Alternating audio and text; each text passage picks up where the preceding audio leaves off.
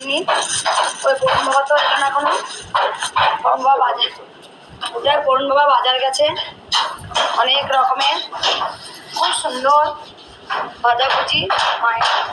সত্যি আজকে আমি আমার খুব ভালো লাগে যেটা ভক্তরা নিজেরাই এসে সব কিছু করে দেন।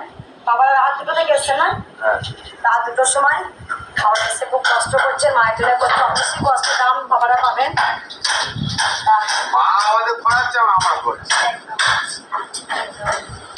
বাবারা এসছেন, আমার সত্যি একদিন লাগেনি যে কৃষ্ণকালী মা এতটা জাগ্রত, মাটাই জাগ্রত, কিন্তু মা যে এতটা সবার কাছে আদরণীয় হয়ে যাবে আমি বুঝতে পারিনি।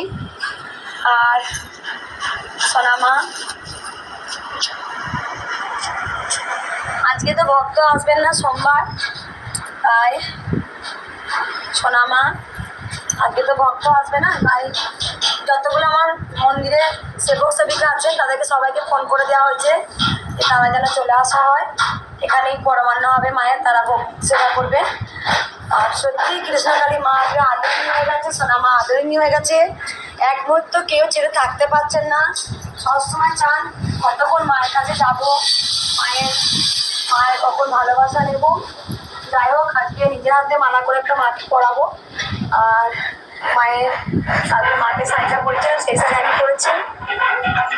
আর আমার গোপাল সোনা আমার ছেলে, এই যে আমার মাতার এই যে কেসটার কথা বলে দিই, এই আমার কেস কিন্তু একদম এতটা কোচকানো ছিল না, হালকা হালকা কোচকানো ছিল, মানে একদম সোজা ছিল না। আমার গোপাল সোনা বলে দেখো মা, সোনা মায়ের যেমন চুল কোচকানো তোমার কিন্তু ঠিক হয়ে গেছে। তা এক ভক্ত মা কয়েকদিন আগে এসেছিল, এসে বলছে মা তোমার কেসটা আমি স্ট্রেট করে দেবো। হ্যাঁ উনি বিউটিশিয়ান কাজ করেন, বিউটি পার্লারে কাজ করে, আমাকে সবাই আরও ভক্ত মায়েরা বলছেন বলছে না আমার চুল স্ট্রেট করবেন, আমার তোমার এই চুলের জিনিসটা ভালো লাগে। তা যাই হোক আমার ভক্তরা খুব ভালোবাসেন, আমি বারবার বলি ভক্তদের বকে দিই, তাও যেন আমার বকাটাও যেন তাদের কাছে অমৃত হয়ে গেছে।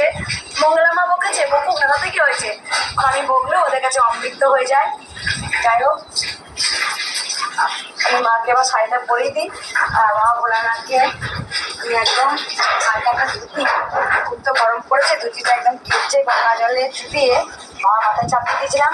বাবাকে আমি কিন্তু রোজ স্নান করি, অনেক স্নান করিয়ে দিই। অনেক ভক্ত আমাকে জানতে চেয়েছিলেন যে মা তুমি ভোলানাথকে চান করাও না, অবশ্যই আমি রোজ রোজ স্নান করাই মাকে।